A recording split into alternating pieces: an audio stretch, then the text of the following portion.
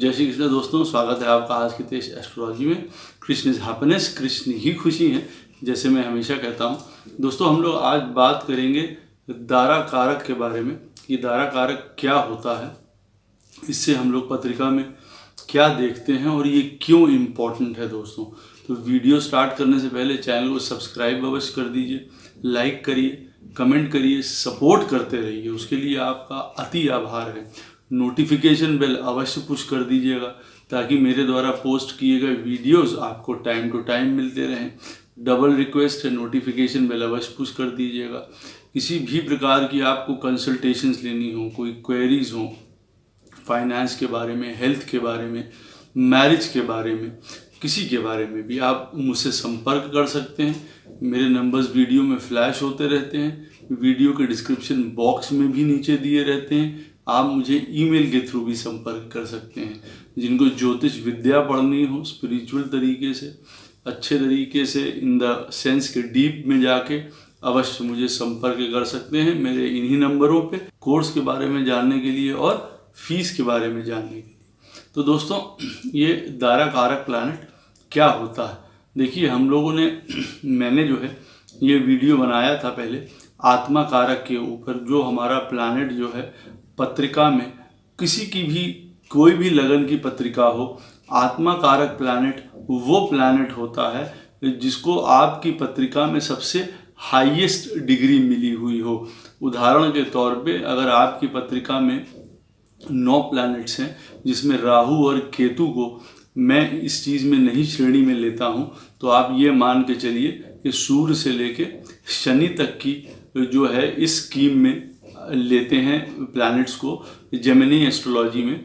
और उसमें जो है आत्मा कारक प्लैनेट वो प्लैनेट होता है जो सबसे हाईएस्ट डिग्री का प्लैनेट होता है। जैसे कि किसी की पत्रिका में उदाहरण के तौर पे अगर बुध बैठा हुआ है 29 डिग्री का होके आपकी पत्रिका में, किसी की भी पत्रिका में, तो वो आत्मा कारक प्लैनेट हुआ आपका।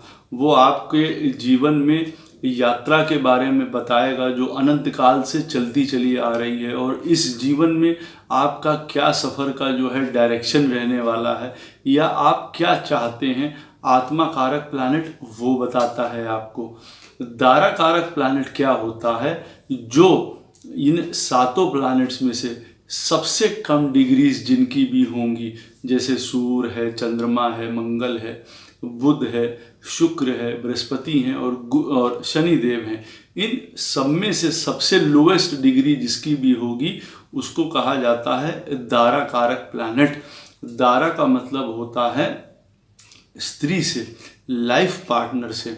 अब देखिए, यहाँ पे मैं आपको एक चीज़ बहुत क्लियर कर दूं कि हमारी पत्रिकाओं में जो 7th हाउस होता है, या जो 7th हाउस का लॉर्ड होता है, वो हमारी शादी के लिए देखा जाता है, मैरिज के लिए देखा जाता है, लाइफ पार्टनर के लिए देखा जाता है।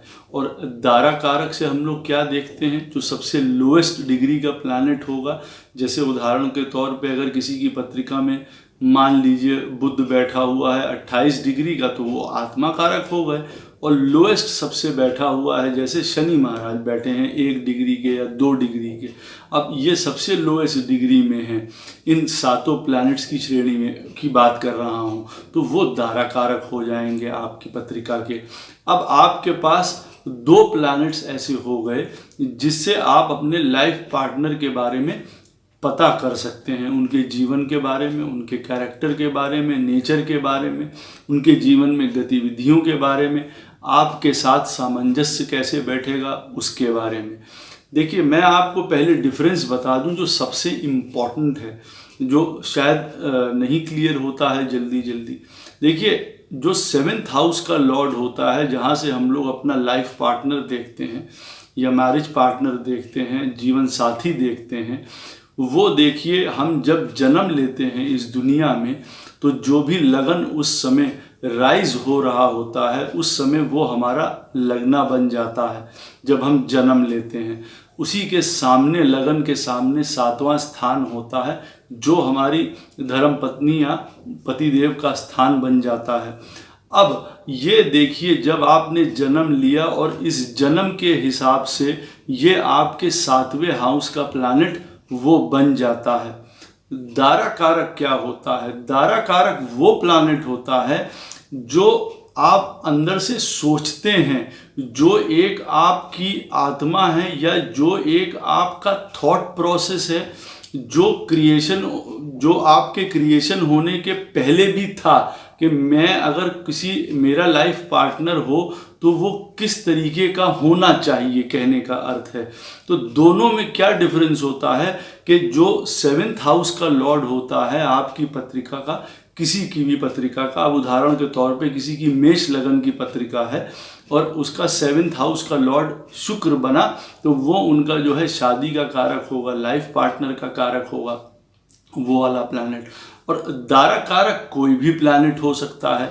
अब इसी में आप उदाहरण लीजिए कि देखिए, अब किसी का भी लगन जो है वो मेष लगन है, 7th हाउस का लॉर्ड जो है उनका शुक्र हुआ, जो उनके लाइफ पार्टनर के बारे में बताएगा, आपकी शादी के बारे में बताएगा, लाइफ पार्टनर की क्वालिटीज़ के बारे में बताएगा। लेकिन दारा कारक क्यों इम्पोर्टेंट हो जाता है? देखिए, दारा कारक इसलिए इम्पोर्टेंट हो जाता है क्योंकि ये एक वो मिसिंग लिंक है, ये एक अंदर आपके वो दबी हुई इच्छा है जिस रूप में आप अपने लाइफ पार्टनर को देखना चाहते हैं। उदाहरण के तौर पे, अब किसी की भी पत्रिका में आप मान लीजिए वृश्चिक लगन की पत्रिका आप ले लीजिए। अब वृश्चिक लगन की पत्रिका में 7th हाउस का जो स्वामी है वो बनेगा शुक्र।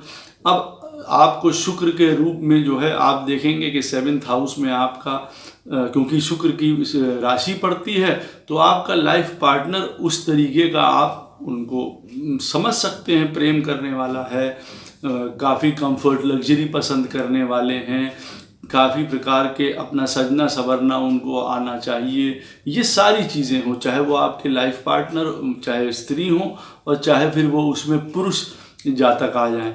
अब लेकिन अगर इसी उदाहरण में आप देख लीजिए कि वृश्चिक लगन का ही उदाहरण लीजिए और आपके 7th हाउस का जो प्लैनेट है वो तो शुक्र है और आपका दारा कारक मान लीजिए उदाहरण के तौर पे इसी लगन में वो बन गया शनि।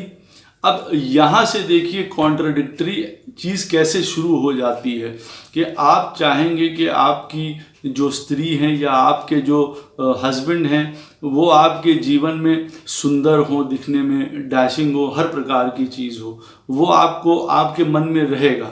लेकिन अंदर से आपको ये भी इच्छा होगी कि जो आपका लाइफ पार्टनर हो वो बहुत ज़्यादा एक तरीके से डिसिप्लिन्ड भी हो, सुलझा हुआ व्यक्तित्व भी हो, एक तरीके से यूं कह लिया जाए हर चीज़ को झेल पाने में सक्षम हो, पेशेंस हो उसके अंदर। तो देखिए, दारा कारक अगर पत्रिका में शनि है जैसे बन गया उदाहरण के तौर पे, जैसे मैंने बताया आपको, तो अब देखिए शुक्र से ये क्वालिटीज़ बिल्कुल डिफ़र होने लग जाती हैं। ये मेजर डिफरेंस है आपकी पत्रिका के 7th लॉर्ड का और आपकी पत्रिका के दारा कारक प्लैनेट का।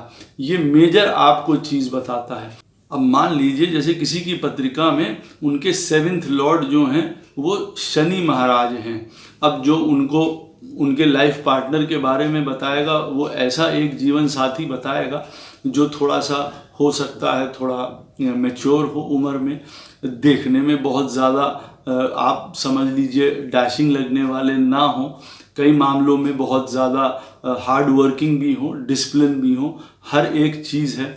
लेकिन अगर अब दारा कारक उसी पत्रिका में उदाहरण के तौर पे मान लिया जाए कि चंद्रमा बन जाता है, तब आपके अंदर से ये इच्छा रहेगी कि आपका जो लाइफ पार्टनर हो उसके अंदर कौन सी क्वालिटीज़ होनी चाहिए कि वो इमोशनल होना चाहिए, वो नर्चरिंग करने वाला होना चाहिए, देखभाल करने वाला होना चाहिए, ख्याल रखने वाला होना चाहिए। तो जो ये दारा कारक है ये आपकी एक दबी हुई इच्छा है जो आप लेके पैदा हुए हैं। अपने जो सामने वाला आपका पार्टनर है उसको आप उस रूप में देखना चाहते हैं, लेकिन जब आपने जन्म लिया और जो लगन उदय हो रहा था उस समय आपका जो 7th लॉर्ड है वो आपके लाइफ पार्टनर के बारे में बताने लगता है। लेकिन जो दारा कारक है वो आपकी पत्रिका का, आप ये मान के चलिए कि आपके जीवन का, यूं कह लीजिए, एक यात्रा करता हुआ जो चला आ रहा है आपका जो सोल है, आपकी जो आत्मा है, उसी के साथ ये दारा कारक के आपको किस प्रकार का लाइफ पार्टनर जीवन में चाहिए, अंदर से जो दबी हुई इच्छा है ये उसको एक्सपोज करता है।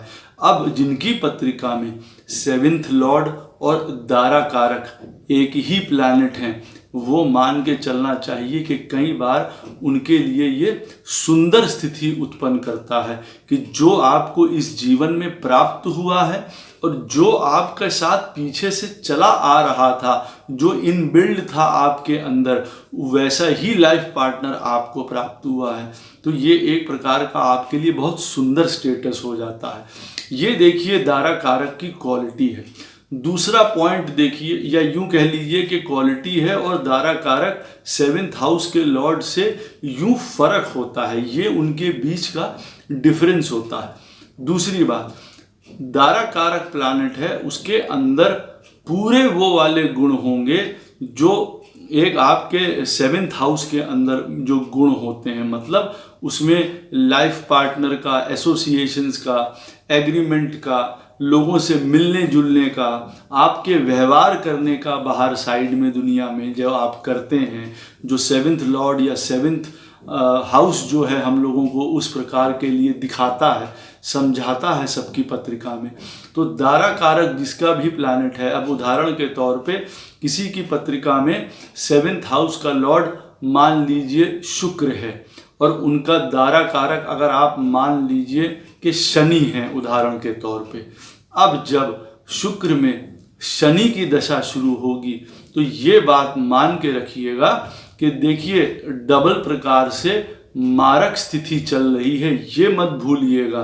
क्योंकि उस पत्रिका में उदाहरण के तौर पे वृश्चिक लगन ही लीजिए, जहाँ पे 7th लॉर्ड जो है शुक्र बनता है और दारा कारक अगर शनि बन जाते हैं, इसका मतलब है कि जब शुक्र में शनि की अंतर्दशा आएगी तब आप ये मान के चलिए कि कई प्रकार से आपको स्थिति ऐसी उत्पन्न हो सकती है जो कष्टकारी है। उसके अंदर भी मारक तत्व रहता है, दारा कारक के अंदर सेपरेशन का, कई चीज़ों का तत्व उसके अंदर भी रहता है। ये देखिए दूसरा इम्पॉर्टेंट पॉइंट है, वो सिर्फ आपकी शादी के लिए या आपके लाइफ पार्टनर के नेचर के लिए या उनकी क्वालिटीज़ के लिए नहीं है, कई चीज़ों के लिए दिखाता है। दारा कारक आपको विदेश यात्रा के बारे में भी दिखाएगा, किसी प्रकार की एनिमिटी के बारे में भी आपको दिखाएगा जब उसकी दशा आएगी। क्योंकि कई बार आप सोच सकते हैं कि आपकी पत्रिका में दारा कारक की स्थिति किसी की चल रही है उदाहरण के तौर पे, और इस समय उसके पास वैसी ही टफ सिचुएशंस आ रही हैं जो कि एक मारक प्लैनेट की स्थिति में आए, तो आप ये मान के रखिए कि वो प्लैनेट सक्षम है आपको कष्ट देने के लिए। तीसरा पॉइंट है कि अब अगर आपकी पत्रिका के जो 7th हाउस का लॉर्ड है और जो दारा कारक है, अगर वो आपस में मित्र हैं तो सुंदर बात है। ये आपका जो लाइफ पार्टनर के साथ एक तरीके से एडजस्टमेंट हो जाएगा, आज नहीं होगा तो कल हो जाएगा, लेकिन एडजस्टमेंट हो जाएगा। अब किसी की पत्रिका में अगर उसका 7th हाउस का लॉर्ड शनि है और दारा कारक सूर्य है, तो मान के चलिए ये एक टसल की सिचुएशन बताता है आपस में। यहाँ पे आप कह सकते हैं कि उनको दिक्कत आ सकती है सामंजस्य बैठाने में अपने लाइफ पार्टनर के साथ। और प्रॉब्लम देखिए कब बढ़ सकती है, इन दोनों की पोजीशन क्या है आपस में। मान लीजिए आपकी पत्रिका में उदाहरण के तौर पे वृश्चिक लगन ही लीजिए कि आपकी पत्रिका में 7th हाउस का लॉर्ड शुक्र है, वो 4थे स्थान पे बैठा हुआ है वृश्चिक लगन में, और दारा कारक आप मान लीजिए कि सैटर्न है पत्रिका में। अब ये दोनों जो हैं एक दूसरे से कहाँ पे बैठे हुए हैं ये देखना बहुत ज़्यादा इम्पॉर्टेंट हो जाता है। इन दोनों की पोजीशन पत्रिका में क्या है। अब आप मान के चलिए कि अगर उदाहरण के तौर पे वृश्चिक लगन वालों के जो शुक्र 7th हाउस के लॉर्ड हैं, मान लीजिए वो 4थे स्थान पे बैठे हैं, दिग्बली है, बहुत सुंदर स्थिति है। उनका दारा कारक शनि है, वो भी मान लीजिए कि आप के 10th हाउस में बैठा हुआ है या 9th हाउस में बैठा हुआ है, तो वो भी केंद्र स्थान में है, त्रिकोण स्थान में है। चाहे दुश्मन राशि में बैठे हुए हैं शनि, ऐसी पोजीशन में इनिशियल प्रॉब्लम्स आ सकती हैं, इनिशियल झटके सहने पड़ सकते हैं, लेकिन क्योंकि लगन से वो सुंदर पोजीशंस में बैठे हुए हैं तो रिश्ता चलने में आसानी होगी, रिश्ता चल जाएगा। कुछ हिकअप्स के बाद, प्रॉब्लम्स के बाद ऐसी स्थितियां बनती हुई दिखाई देती हैं। अब अगर किसी की पत्रिका में मान लीजिए, उदाहरण इसी का लीजिए कि वृश्चिक लगन की पत्रिका है और उनके 7th हाउस का लॉर्ड शुक्र बना और वो मान लीजिए कि 6ठे स्थान पे बैठा हुआ है। दारा कारक जो है पत्रिका में शनि बना और वो 8वें स्थान पे बैठा हुआ है। तब आप मान लीजिए कि लाइफ पार्टनर के साथ आपका निभा पाना दिक्कतों से भरा होगा। एक तो 7th लॉर्ड 6ठे में चला गया के मतलब कुंडली से, और जो दारा कारक है वो भी 8वें स्थान पे चला गया, तो ये स्थिति जो है सुंदर नहीं बनेगी। तो यहाँ पे मान लीजिए कंडीशंस आपके लिए डिफ़िकल्ट हो जाएंगी। अब आपकी पत्रिका में अगर दारा कारक किसी तरीके से अस्त है, किसी तरीके से बहुत मेलेफिक इम्पैक्ट में है, तब भी देखिए आप लोगों की जो अंदर की चाह है, जो आपको लाइफ पार्टनर मिलना चाहिए, जैसे उसकी वृत्ति होनी चाहिए, वो कई मामलों में जैसे धूमिल होती हुई नज़र आएगी या पूरी वो नहीं हो सकती है आपकी, क्योंकि कई कंडीशंस, कई प्रॉब्लम्स उसके साथ दिखाई पड़ती हैं। जैसे यहीं पे मैंने आपको उदाहरण के तौर पे बताया है, वृश्चिक लगन का उदाहरण लेके चल रहे हैं कि अगर आपका दारा कारक शनि है, अब अगर 8वें स्थान पे बैठा हुआ है तो वो एक दिक्कत की पोजीशन है। अब अगर वहाँ पे सूर्य भी बैठा हुआ है पत्रिका में और अस्त है आपका दारा कारक सूर्य के द्वारा, तो समझ लीजिए पोजीशन और डाउन हो जाएगी वहाँ पे। आप मान लीजिए कि ये बहुत ज़्यादा पाप प्रभाव की स्थिति हो गई। अब यही स्थिति आपको नवमाशा में भी देखनी पड़ेगी कि आपका जो दारा कारक प्लैनेट है पत्रिका का, वो कहाँ बैठा हुआ है नवमाशा में भी आपकी कुंडली में। अगर वो केंद्र या त्रिकोण स्थानों में बैठा हुआ है, बहुत सुंदर है। आपको इच्छित एक तो लाइफ पार्टनर की प्राप्ति भी होगी, दूसरा आपका विवाह भी अच्छा चलेगा। किसी प्रकार के उसके ऊपर पाप प्रभाव या बुरे प्रभाव नवमाशा में भी नहीं है, तो वो सुंदर स्थिति उत्पन्न करता है। और आपका जो 7th हाउस का लॉर्ड है और जो दारा कारक है, उन दोनों की आपस में अगर मित्रता है तो बहुत सुंदर बात है। आप एक दूसरे के साथ भी मान के चलिए कि इस दुनिया का जो आपका लाइफ पार्टनर आपको प्राप्त हुआ है 7th हाउस के लॉर्ड की वजह से, और जो दारा कारक है जो आपके मन की इच्छा है वैसा होना चाहिए, वो अंततः आपको एक उस श्रेणी तक लेके चला जाएगा। उस श्रेणी तक भी कि एक सार हो सकते हैं आप अंत में, मतलब लेटर एजेस में जाते जाते 10-15 साल साथ में रहते रहते एक दूसरे का नेचर सिमिलर हो सकता है आप लोगों का। अगर आपके 7th हाउस का लॉर्ड और दारा कारक आपस में मित्र हुए तो मैं आपको बात बता रहा हूँ। और एक इम्पॉर्टेंट बात है कि देखिए आपकी पत्रिका में अगर दारा कारक आपके लगन के स्वामी का मित्र है तो भी उत्तम बात दर्शाता है यहाँ पे। इसका मतलब ये है कि जो आपका दारा कारक है, इन द सेंस कि जो आपके मन के अंदर छवि थी कि आपका लाइफ पार्टनर वैसा होना चाहिए और वो आपका मित्र प्लैनेट भी है, तब तो वो आपके लिए बहुत शुभ संजोग लेके आएगा जीवन में। बहुत अच्छी स्थिति उत्पन्न हो जाएगी, आपका बहुत अच्छा मैच बैठेगा आपके साथ। जब उसकी दशा आएगी फिर ऐसे दारा कारक प्लैनेट की, तो वो काफ़ी शुभ स्थिति में भी हो सकता है, आपको काफ़ी चीज़ें प्रदान भी करा सकता है। आपकी लाइफ, शादीशुदा ज़िंदगी जो है, मैरिज लाइफ है, वो बहुत सुंदर हो सकती है। दारा कारक की दशा में आप बिजनेस स्टार्ट कर सकते हैं, आपकी जो है विदेश यात्रा हो सकती है, कई प्रकार के आपको उसमें फेवर्स प्राप्त हो सकते हैं दारा कारक की दशा में, जो कि सेवेंथ लॉर्ड के अलावा जो मैं आपको बता रहा हूँ शुरुआत से। तो दारा कारक देखिए इन होल बहुत इम्पॉर्टेंट प्लैनेट होता है, क्योंकि वो भी आपके जीवन में एक दूसरा हिस्सा बताता है आपके अंदर का, जो आप पहले से लेके चले आ रहे हैं। जैसे आत्मा कारक आपके अंदर की थॉट प्रोसेस या यात्रा बताता है कि आप कहाँ जाना चाहते हैं, आप क्या करना चाहते हैं। अब आपको उसके साथ एक लाइफ पार्टनर भी कैसा चाहिए, वो दारा कारक बताता है आपको। अब इस जीवन में जो आपको लाइफ पार्टनर मिला है, जो सेवेंथ हाउस का लॉर्ड बताता है, वो कितना उससे मेल खाता है, उसके बीच में कितनी मित्रता या दुश्मनी है, ये आपको आपकी पत्रिका से पता चलेगा। अब जिनकी पत्रिका में भी सेवेंथ हाउस का लॉर्ड सैटर्न है और दारा कारक सूर्य है, आप डिफरेंस इसमें साफ देख पाएंगे कि वो किस तरीके का उनको लाइफ पार्टनर मिला है और किस तरीके का वो लाइफ पार्टनर चाहते थे। और आप ये मान के चलिए कि अब अगर सिंह लगन की कुंडली है और अगर वहाँ पे दारा कारक सूर्य बनता है उदाहरण के तौर पे, तो सेवेंथ हाउस का लॉर्ड जो है वो शनि बनेगा। तो इस वाले लगन के हिसाब से आप मान सकते हैं ऐसी कंडीशन में दोनों का आपस में तारम तय बैठा पाना थोड़ा डिफिकल्ट हो जाएगा। और ऐसे में अगर दारा कारक और लगन का जो लॉर्ड है, यहाँ पे सिंह लगन की अगर हम लोग बात कर रहे हैं, ये दोनों एक दूसरे से सुंदर पोजीशन में ना बैठे हुए या किसी और कारणों की वजह से खराब पोजीशंस में बैठे हुए हैं, तब मान लीजिए ये बहुत आपको हैवी लाइफ दे सकता है।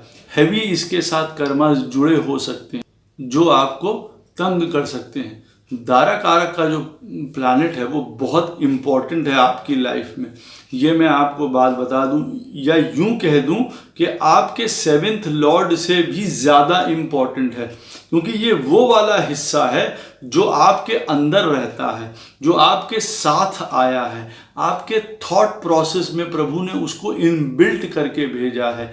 चाहे आपका सेवेंथ हाउस का लॉर्ड मान लीजिए चंद्रमा हो, अब आपका दारा कारक मंगल बन गया, तो आप वहाँ पे ये ज़रूर चाहेंगे कि आपको जो मिलेगा वो बहुत अफेक्शनेट या लविंग आपको लाइफ पार्टनर मिल सकता है, लेकिन आपको इच्छा होगी कि हमारा लाइफ पार्टनर जो है बहुत ज़्यादा पैशनेट हो, एक लीडर टाइप का हो, मार्स की तरह, मंगल की तरह बहुत एक्टिव हो, बहुत डोमिनेटिंग हो, जीवन में सुंदर हो, गुड लुकिंग हो, एक हीरो की तरह काम करने वाला हो। तो ये आपके अंदर की चीज़ होती है। तो देखिए जब वो पूरी नहीं होती है, जब वो छवि ये हमारी जो है धूमिल होती है, तो भी हम आखिरी में अपने लाइफ पार्टनर के साथ संतुष्टि नहीं पा पाते हैं। और जहाँ पे दारा कारक फेवरेबल बैठा होता है आपकी पत्रिका में, तो उसके बहुत ज़्यादा शुभ परिणाम पड़ते हैं, मिलते हैं आप लोगों को, जो आपको लगन कुंडली में भी देखना चाहिए और नवमाशा कुंडली में भी देखना चाहिए। अब अगर आपकी किसी की भी पत्रिका में दारा कारक प्लैनेट नवमाशा में मालूम पड़ा, अगर छठे, आठवें या 12वें स्थान में बैठा हुआ है, या किसी प्रकार से राहु केतु के साथ है, या किसी प्रकार से अस्त है, या किसी प्रकार की और प्रॉब्लम्स में है, तो देखिए सिचुएशंस रियलिटी में टफ हो जाती हैं। सेवेंथ लॉर्ड इस जीवन में जो आपको प्राप्त हुआ है, आपका लाइफ पार्टनर, उसकी स्ट्रेंथ बताता है, लेकिन जो ओवरऑल आपके अंदर उसके लिए भूमिका बनी हुई है दारा कारक, उसको शो करता है। वो अगर आपकी पत्रिका में किसी तरीके से डिस्टॉर्टेड होगा, किसी तरीके से परेशानी में होगा, तो हो सकता है उसके आपको कई परिणाम जो है दूसरे उठाने पड़े। चाहे आपका सेवेंथ लॉर्ड कितनी भी अच्छी पोजीशन में बैठा हो, लेकिन अगर दारा कारक आपकी पत्रिका में सही पोजीशन में नहीं बैठा होगा, प्रॉब्लम होगी। तो चाहे आपकी शादी अच्छे से चल रही हो, लेकिन जो आपकी ज़रूरत है, जो आपकी एक पूर्ति है अंदर से, आत्मा की पूर्ति, एक लाइफ पार्टनर जो आप चाहते हैं, वो आपका पूरा नहीं हो पाता है, और उसकी वजह से भी कई बार मिसट्रस्ट, कई बार मिसअंडरस्टैंडिंग्स होती रहती हैं, या यूँ नहीं समझ पाते हैं कि क्या ऐसी बात हुई जीवन में कि हमारा रिश्ता चला नहीं। तो ये भी देखिए चीज़ बताता है। मैं आगे आने वाले नेक्स्ट वीडियोस में जो हर प्लैनेट दारा कारक के रूप में बताऊंगा कि जिनकी पत्रिका में दारा कारक सन होता है, मून होता है, आगे मंगल होता है, तो किस प्रकार से जो है वो अपने लाइफ पार्टनर को अंदर से देखना चाहते हैं और उसका क्या अर्थ होता है डीप। अवश्य वो आप वीडियो देखिएगा, आपको काफ़ी जो है रोचक लगेंगे और काफ़ी आपको इन्फॉर्मेशन प्राप्त होगी। जो भी आपके प्रश्न हों इस वीडियो को लेके अवश्य आप मुझसे पूछिएगा, मैं कोशिश करूँगा कि उसका उत्तर आपको अवश्य दूँ। जय श्री कृष्ण।